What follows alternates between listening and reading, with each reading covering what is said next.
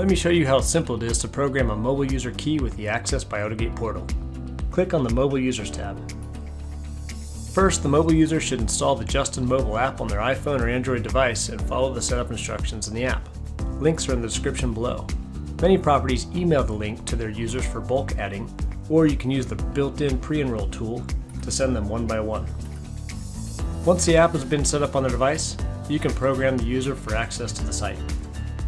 Click on the available slot. Any of the available slots will work.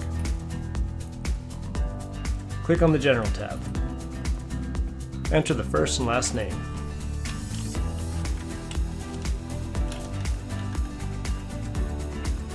Choose the record group they'll belong to. Click on the Access Levels tab.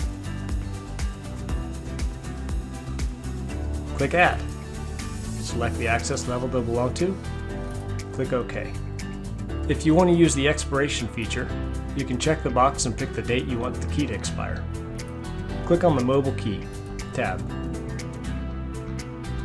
Enter the phone number. Click Register Justin Mobile Credential. This will link the portal to the Justin Mobile app. Click Activate Now. That's it. Your new user is activated on the Access by AutoGate portal, and your key will work at all the doors they have access to.